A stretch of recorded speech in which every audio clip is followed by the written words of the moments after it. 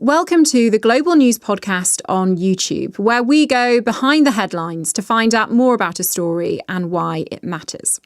Today, we're going to be discussing President Trump's multi-billion-dollar lawsuit against the BBC. It's over the way a documentary edited a speech he made before the riots at the US Capitol on the 6th of January 2021.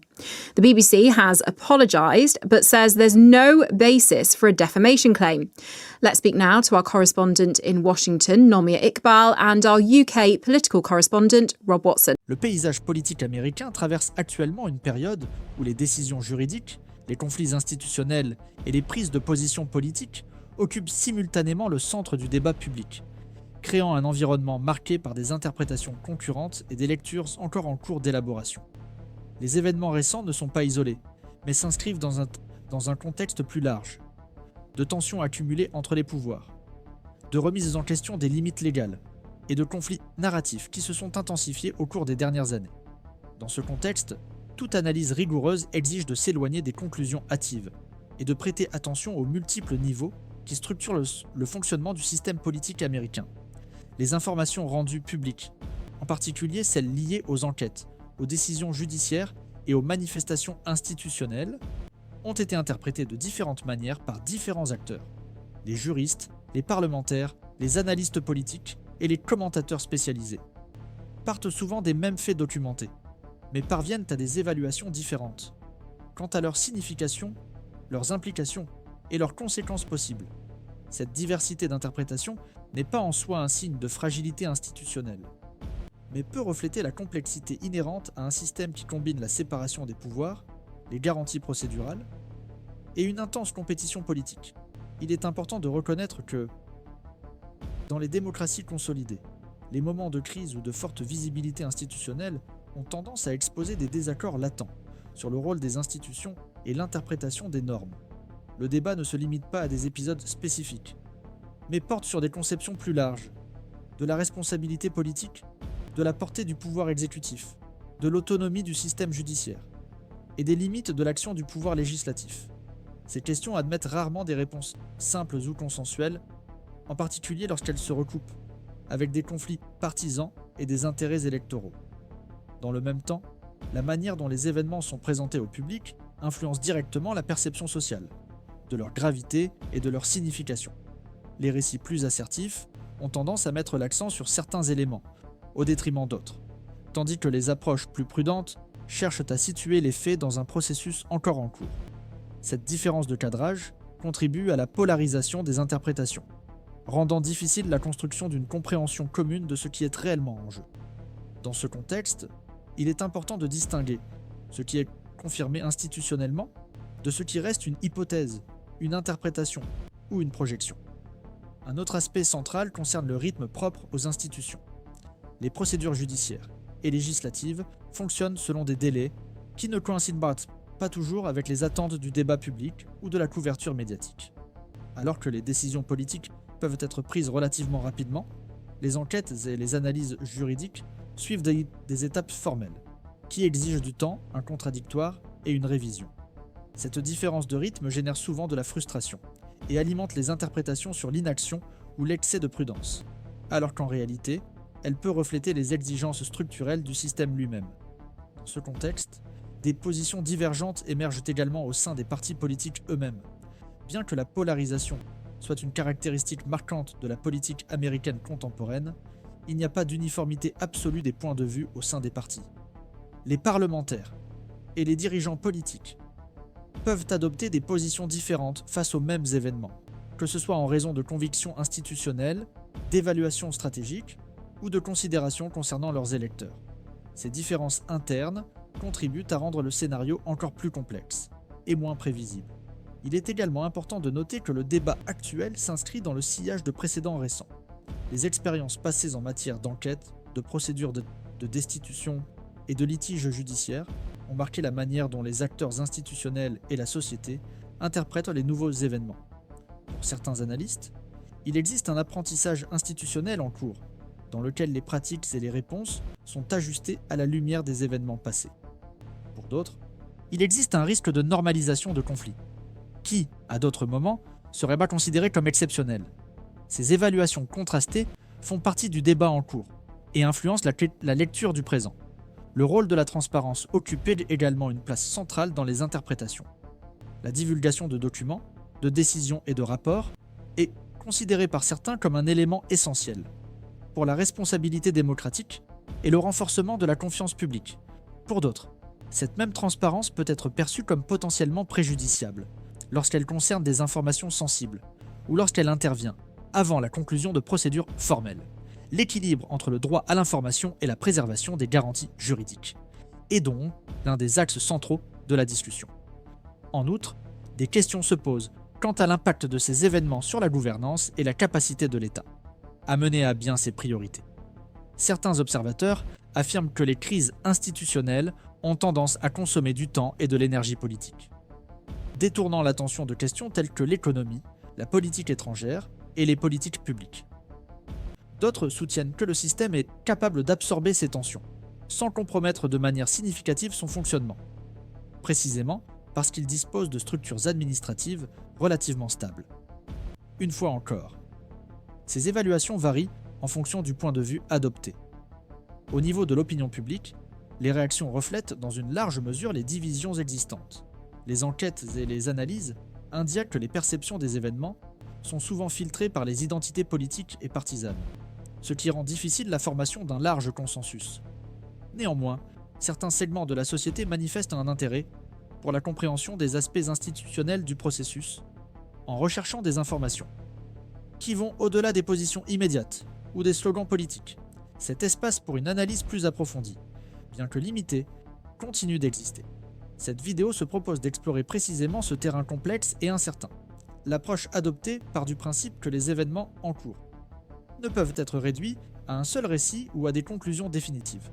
Au cours de l'analyse, nous examinerons les faits connus, le fonctionnement des institutions concernées et les principales interprétations qui circulent dans le débat public. L'intention n'est pas d'établir des jugements définitifs, mais d'offrir un cadre analytique qui permet de comprendre comment différentes lectures sont construites et quelles tensions elles révèlent. En reconnaissant que le scénario reste en évolution, il devient possible de suivre les développements avec une plus grande distance critique. Au lieu de chercher des réponses immédiates, la proposition consiste à observer comment les règles formelles, les pratiques institutionnelles et les disputes politiques s'articulent au fil du temps. Ce type de lecture exige une attention particulière aux détails procéduraux, aux déclarations officielles et aux limites légales, qui conditionnent les actions des différents acteurs. En fin de compte, l'analyse de la situation politique actuelle aux États-Unis invite à une réflexion plus large sur le fonctionnement des démocraties. Dans des contextes de forte polarisation, le débat ne se limite pas à des épisodes spécifiques, mais porte sur des questions structurelles, relatives à la responsabilité, au pouvoir et à la légitimité institutionnelle. Tout au long de ce contenu, ces questions seront examinées avec soin, en reconnaissant que le débat reste ouvert et que ses implications sont encore en cours de définition. L'analyse des tensions politiques et institutionnelles aux États-Unis, qui ont surgi à la suite des événements récents impliquant des personnalités de premier plan, nécessite un examen attentif de la structure du système politique et de la dynamique entre ses principaux acteurs. Si l'on observe le processus en cours, il apparaît clairement que la situation actuelle n'est pas une anomalie, mais plutôt l'expression d'une crise persistante dans les relations entre les institutions étatiques et la société. Le système de contrôle mutuel, qui devrait en théorie garantir un équilibre des pouvoirs, est désormais remis en question par un environnement dans lequel la polarisation extrême et les intérêts partisans relèguent de plus en plus au second plan les principes constitutionnels de séparation et de contrôle des pouvoirs. Les décisions prises tant par le pouvoir judiciaire que par le pouvoir législatif reflètent non seulement un différend sur ce qui est légal ou illégal, mais aussi un débat plus large sur ce qui est acceptable d'un point de vue moral et institutionnel. Ce à quoi nous assistons actuellement est essentiellement une redéfinition du rôle du Congrès et du pouvoir judiciaire. En période de crise politique intense, historiquement, le Congrès des États-Unis a toujours été l'organe qui contrôlait le pouvoir exécutif, en particulier lorsque la confiance du public dans les institutions était remise en question. Dans le contexte actuel, cependant, les actions et les réactions du Congrès, en particulier celles des membres de différents camps politiques, indiquent une polarisation croissante, qui rend difficile la recherche d'un terrain d'entente. les demandes de mesures plus concrètes, telles que des enquêtes indépendantes, des commissions parlementaires, ou même la menace d'une procédure de destitution, sont parfois formulées de manière précipitée, et sans tenir dûment compte des procédures établies. La rapidité avec laquelle certains membres du Congrès, tant républicains que démocrates, exigent des réponses, peut être considérée sous deux angles, comme une urgence institutionnelle pour sortir de l'impasse, ou, d'un point de vue plus cynique, comme une tentative de tirer un avantage politique, d'une situation où chaque mouvement peut avoir un impact sur les élections.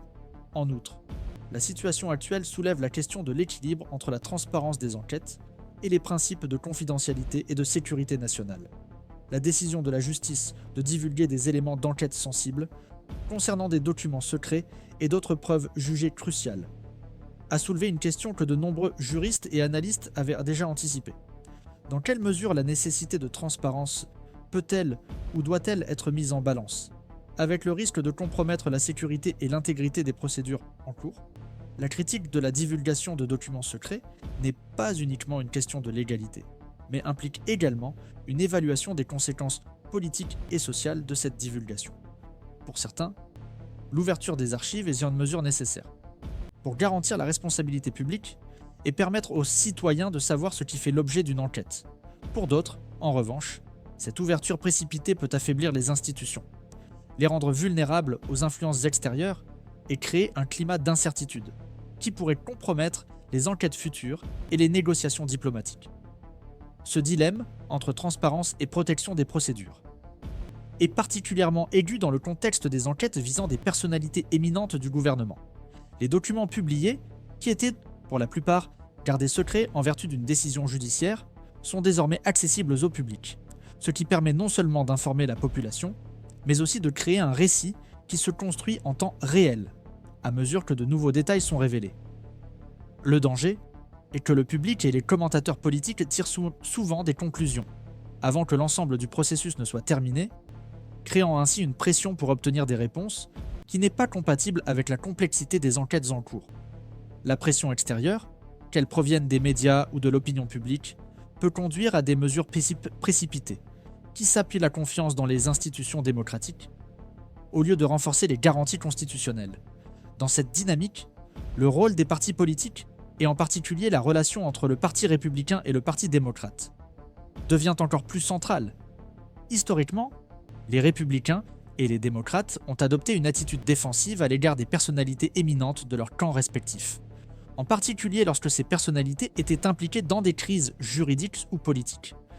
Cependant, les développements récents montrent un changement dans l'approche traditionnelle des partis, qui sont divisés sur la manière de réagir à ce que beaucoup considèrent comme une remise en cause de l'intégrité des institutions.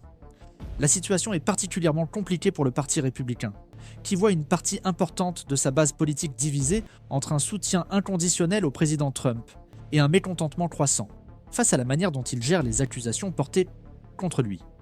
Alors qu'une aile du parti continue de défendre Trump avec véhémence, l'autre commence à remettre en question la faisabilité politique d'une poursuite de la collaboration, avec un dirigeant de plus en plus considéré comme un fardeau institutionnel. Du côté des démocrates, la pression exercée sur le parti pour qu'il adopte une position ferme est tout aussi forte. Bien que les démocrates soient généralement favorables à une enquête et à la responsabilisation du président, il existe également des divergences au sein du parti quant à la stratégie à adopter. Certains préfèrent se concentrer sur les implications à long terme, que ces révélations pourraient avoir sur l'avenir politique du pays, tandis que d'autres voient la nécessité urgente de mesures plus drastiques, telles que la destitution, afin d'empêcher l'héritage de Trump de continuer à influencer la politique nationale. Dans ce scénario, il ne s'agit pas seulement de ce qui peut être prouvé juridiquement, mais aussi de ce qui est considéré comme politiquement faisable. L'urgence de prendre position sur les événements reflète la pression d'une opinion publique de plus en plus exigeante et moins disposée à attendre les développements juridiques, ce qui oblige les institutions à réagir plus rapidement et avec plus de détermination. Nous assistons donc à un mouvement croissant qui pousse la justice à agir plus rapidement, mais aussi à un mouvement qui tente de discréditer l'ensemble du processus judiciaire, lorsqu'il ne correspond pas aux intérêts politiques immédiats des partis. Ce phénomène est caractéristique des périodes de polarisation politique intense, où les intérêts institutionnels et partisans s'entremêlent et créent un environnement, dans lequel l'objectivité des décisions institutionnelles est mise à l'épreuve. Dans ce contexte, les tribunaux ont un rôle central à jouer, car ils doivent naviguer entre les pressions externes, exercées tant par les acteurs politiques que par certaines parties de la société, tout en s'efforçant de préserver l'intégrité des procédures et l'impartialité de leurs décisions. Les tensions croissantes entre le pouvoir judiciaire, le pouvoir législatif et le pouvoir exécutif révèlent également les faiblesses du système de contrôle mutuel, qui a été conçu pour protéger les libertés et garantir la stabilité politique, mais qui s'avère vulnérable aux pressions. Lorsqu'il existe un déficit de confiance entre les institutions, la recherche de réponses rapides en temps de crise est souvent en contradiction avec les procédures juridiques, qui exigent une approche plus prudente et progressive. Cela ne signifie pas que le processus juridique est plus important que le débat politique, mais que les deux domaines doivent fonctionner avec une clarté qui permette, en fin de compte, aux décisions prises d'être non seulement légitimes, mais aussi comprises et acceptées par la société. En fin de compte, il s'agit d'une lutte pour définir les limites de l'action politique face aux crises juridiques. C'est un moment de changement où la définition des responsabilités, les tensions internes au sein des partis et les décisions de la justice auront une influence directe sur l'avenir de la politique américaine. La manière dont ces questions seront résolues, ou du moins gérées au cours des prochains mois, déterminera le cours de la politique américaine, dans un contexte de méfiance croissante à l'égard des institutions, et de polarisation apparemment sans fin.